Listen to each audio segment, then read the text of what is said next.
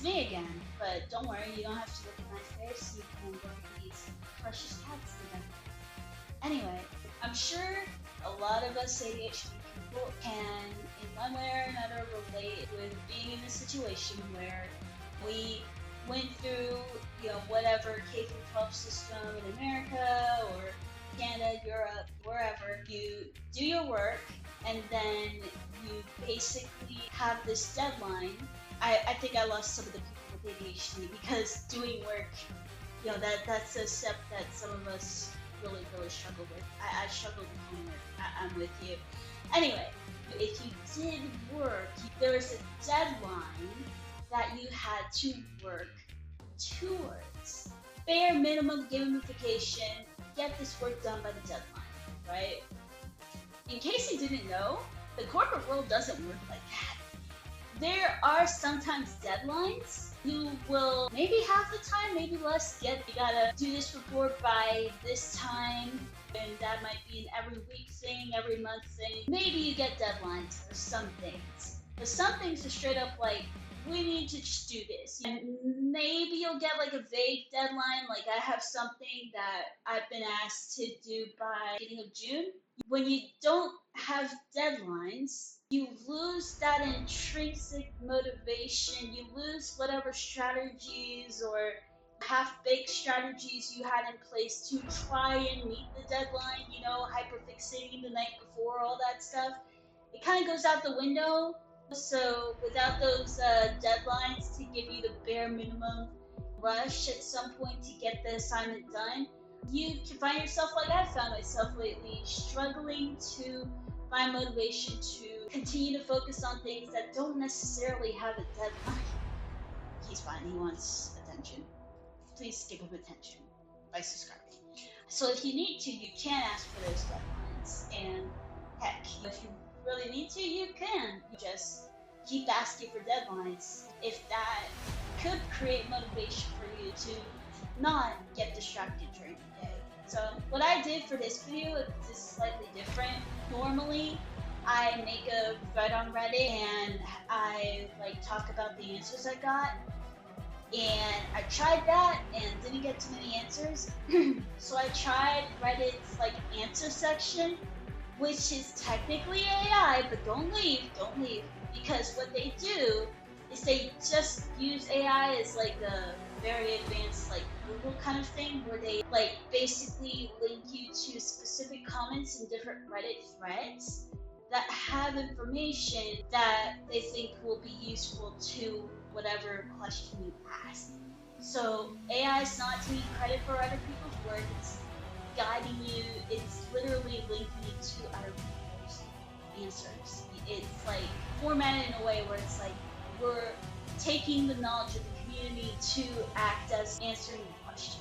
So that's a really cool thing that they have. So I tried to use that to make notes for this video, and I'm going to talk about the different responses there were and my experiences with the different things, or my opinions, or both. So let's get on to that. Alright. The first plan is basically taking whatever you need to work on and turning it into small steps and basically making it a sort of game to complete those steps and check them off as you go. Because for a lot of us, what happens, and I really experienced this in college trying to do coding projects, is we're told to do whatever task. It could be a task, it could be a project, and just like in my college statistics class, if you don't know how to do half the steps, you know that whatever task will take, you are going to be very, very lost. The overwhelm is going to make you space out if you're anything like me. So this strategy, I used it for coding projects, and sometimes I'll use it if I feel like what's on my plate at work is overwhelming, I have to do this, this, and this.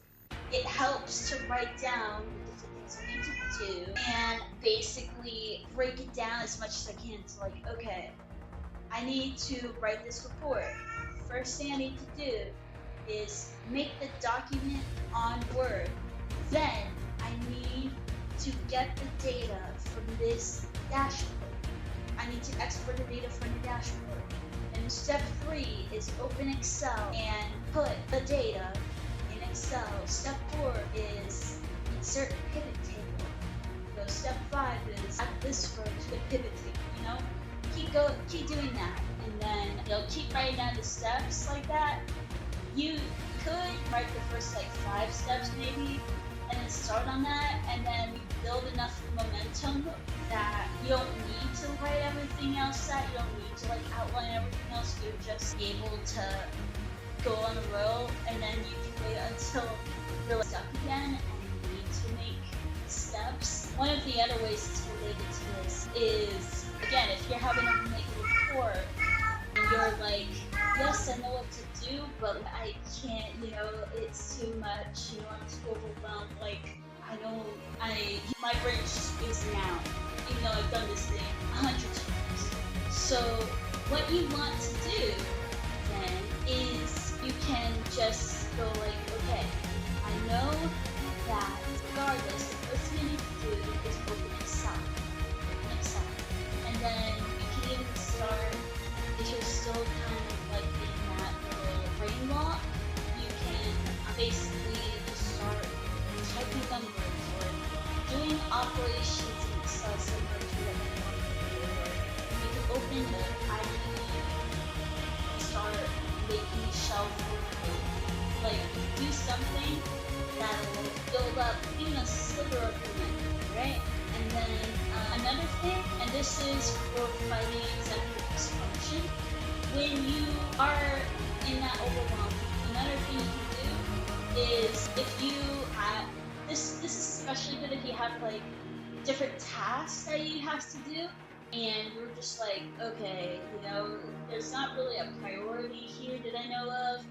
I just need to do all these things, maybe by a certain time, maybe not. And then you got all these things swirling through your head, you don't know what to start with. Let's say you think, oh, that report, I need to send it to somebody. And give yourself 5 seconds, and then it's like, poof, let me do that. Or literally what I just do, instead of giving myself 5 seconds, like this person suggested, I'm just like, oh, okay, like that's the first thing that comes to my mind. Like rushing through whichever block I see first, punch through that block, let's send that report. Oh, okay, yeah, now I have to make that summary for Amy. That is, you just pounce, so to speak, on whatever comes to your mind, and basically, like, work through your to-do list. You can make a to-do list, and that will save you from having to go in your mind until you find something like, oh yeah, I have to do this. But if you're like me and you keep everything in your mind, that's what you end up having to do the fight. Alright. An important thing to remember while you are doing your work is you can quit at any time. If you're struggling to start something because you know it's going to take you a long time to do, or you're going to have to do something a bunch of times, promise yourself, you can take a break at any time, you can split it up, you can split up the work to make it more digestible, different things you can do to manage the work, so to speak. Alright, so next is the classic time blocking. So basically, I know that this is a very typical ADHD hack of putting your time in schedule, but I know scheduling doesn't work for me, but something I realized is, I don't know about you, but I'm sure every corporate job team, they have some kind of like messenger where you can message people. Yes, that's what messengers are for. You get messages all through the day, people needing this, that, ask about this, that, For my ADHD brain, at least, it's great because I get to task switch like a motherfucker. But when you need to get work done, if you want to get into that flow state where you are just on a roll, completing that report or whatever, it would be great not to feel obligated like I do to answer those team messages. So what time blocking can be good for, it if blocking your time for different tasks doesn't necessarily help you get the task done, like maybe that will help. Maybe it will help to just like give yourself time to do the different tasks in your day, but definitely give yourself extra time. If you're anything like me, you'll need the extra time. Pad it in so that you're not running late on a task, and then so you're not running late on finishing one task and then having to rush the next task, and then your work quality suffers. You don't want to be. So what you want to do is give yourself buffer time if you want to try to time block. But even if time blocking doesn't necessarily work, you can still give yourself that block of like busy time, so you don't feel so obligated to answer messages from your coworkers. Another thing to help with avoiding those whirlpools of getting distracted for different periods of time, you should set up a nice visual clock, a digital display clock, so you're not having to use brain power to decode your analog clock, and that's going to make me sound like such a gentleman person. But basically, have a clock you can glance at and it tells you the time, and basically you are then forced to face however much time you've been spending getting distracted or spacing out. And you might be like, well, my computer tells me the time, but it's a very small number on your screen. I'm too nearsighted for that to really be effective. So I hope you appreciate the extra editing you get, which may or may not make this video a little longer to get out. But so basically, figure out to the best of your abilities what's the most important thing to do. Try to figure out what's going to have the most significance to your team, company, whatever. Really use that external context you have to figure out what should be the priority, and put the top 3 things that you should prioritize on a list and focus on that, so you're not overwhelmed with the long to-do list. I procrastinate when I do this thing so that you can think about what procrastination looks like at work, for example, and so you can plan out a opposite action to do when you are procrastinating. So like if you find yourself on Reddit, you can sort of program your brain, if you're autistic enough, to basically switch. So, oh, I'm on Reddit, open Excel. Just do something like that. Like open, a typical thing that you use at work. It could be that simple to snap your brain back into work mode. Alright. And then there's the classic body doubling. So working with other people to motivate you to work and not just goof around or get distracted. Like other people are diligently working around you. You're now in the vibe of working. You got that work vibe. Anyway. Okay. So way back when I was in community college, I found it very boring and depressing to sit there and just work. I used to be curious enough as a kid where schoolwork was stimulating enough that it was fun on its own. It's not like that anymore. We aged. So I now listen to YouTube in the background, which sometimes gets distracting, I admit. Sometimes it backfires, but it usually provides enough white noise to basically help me actually, ironically, get more so into the zone, versus if I'm not watching YouTube and then my brain has all this opportunity to space out. YouTube occupies that part of my brain, so I can use whatever 10% I need to do, like whatever menial task at work. That is, it could be like literal white noise that helps you better if YouTube is too overstimulating while trying to work. So figure out what noise level works for you. It could be no noise is better for you. But yeah, also, this is something I've debated trying when I read it. Haha, see what I did there. Anyway, put on work clothes. I work from home every day, so it's a huge privilege. It's a huge blessing. But I'm usually in my pajamas. I usually look like this, quite literally. If I put on clothes that make it seem like I'm at work, like every other adult, like that could get my mind. I can see that getting my mind into the zone of I gotta do work. So there's that too. And also the classic, find a place in your house or set up a place in your house where the only thing that goes on there is work. My boss actually explained that she has a whole other table with 2 monitors that she hooks her laptop to, and that's what she uses for work, versus her home computer, which is somewhere else. So I think that's pretty cool. So that's definitely something you can, those are different things you can do to create that work environment to psych your brain, like this is work mode, we gotta do work. It can be just like putting on work clothes you already have, so you don't have to spend money on even a cheap second setup. Or classic, go to Starbucks or your local coffee shop, but yeah, only true people with ADHD are way too caffeine intolerant and get jitters, and Starbucks is kind of the enemy. Unless you're like me and find that stress gummies actually help. Awesome.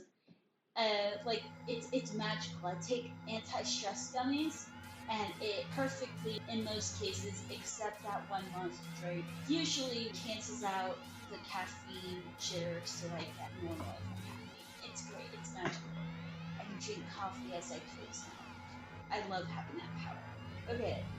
Alright, so there's also the classic advice, get rid of any social media apps or use blockers like Chrome extensions or Edge extensions. That sound dirty. Anyway, use those to basically take out your social media apps, except this channel.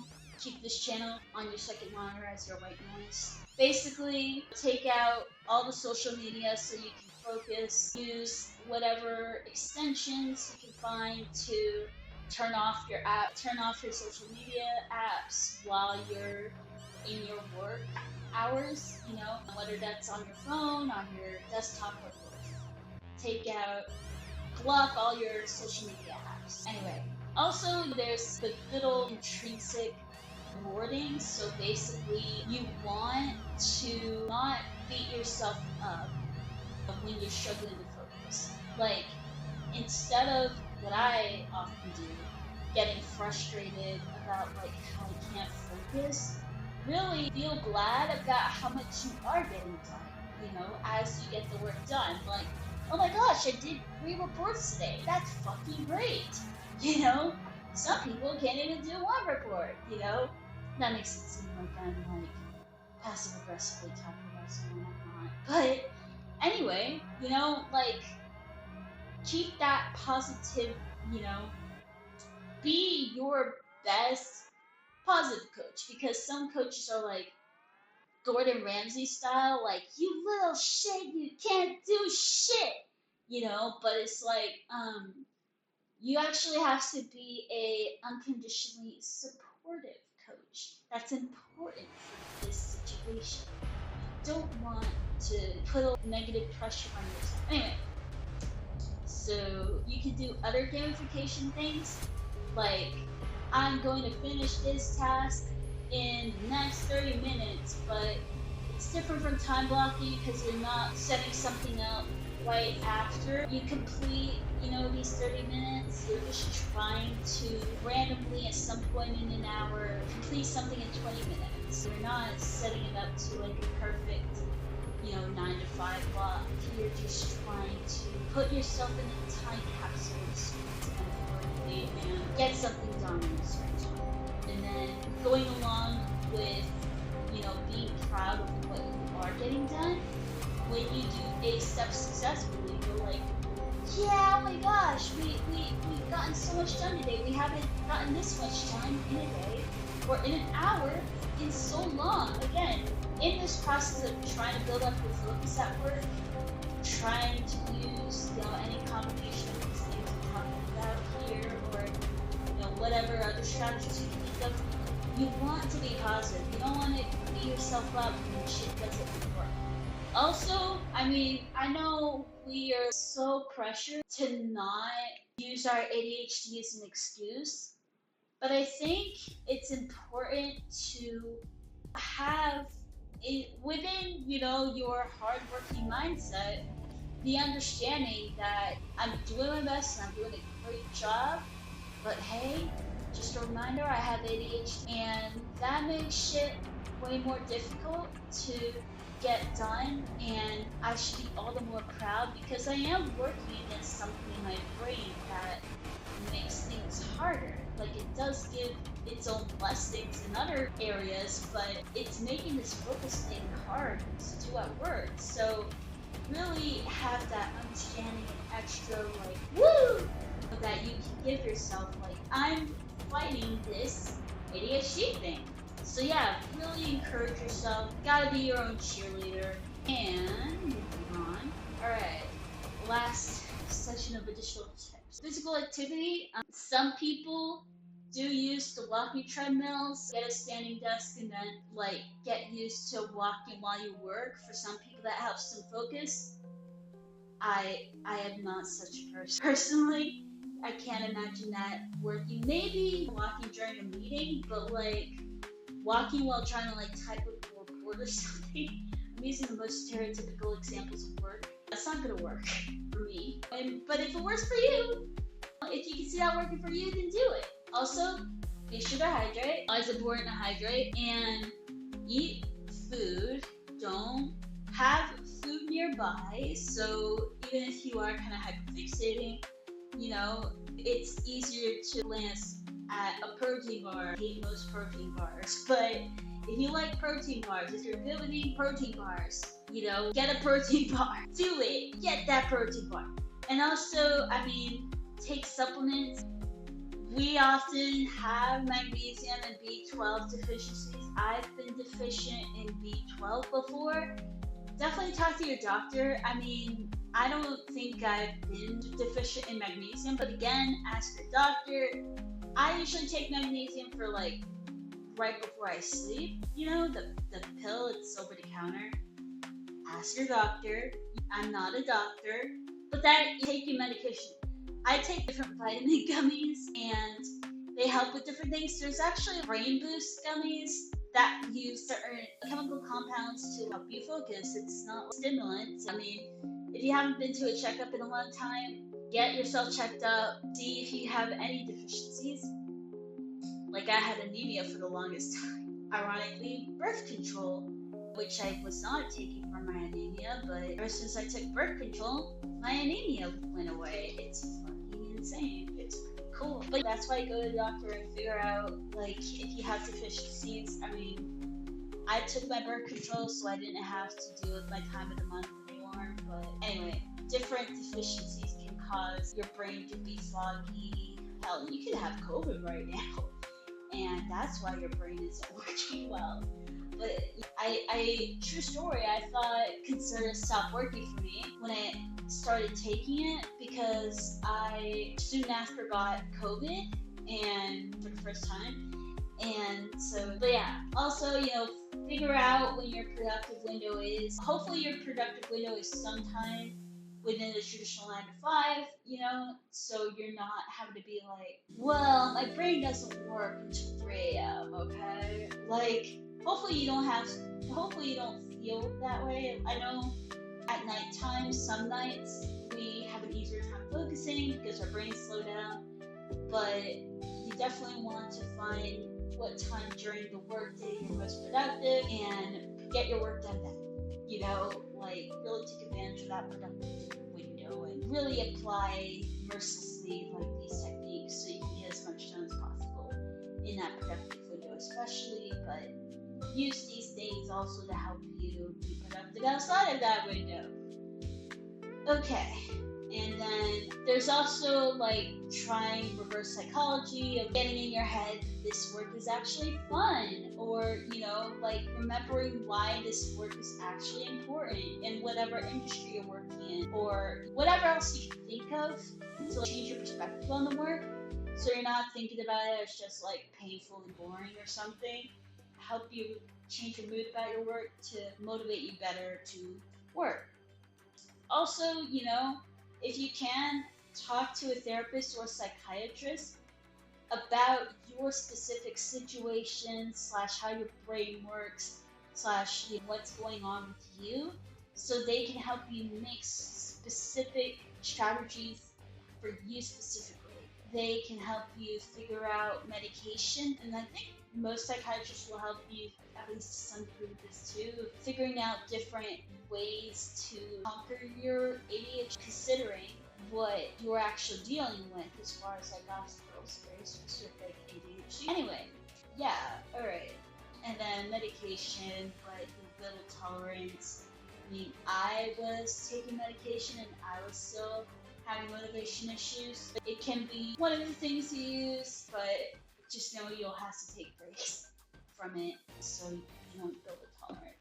Thank you for watching. Like and subscribe. Talk about what your experience has been, whether you have ADHD or not, with the weird way of corporate structure, how there's not always a deadline.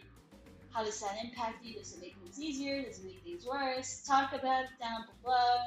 I may or may not respond. I'm still a small YouTuber. I can respond to all of you. Anyway, thank you so much for watching. Like and subscribe if you like this or the cat show behind me, whatever the fuck they were doing this whole time. Oh, and ring the bell. Yeah. Also, hi.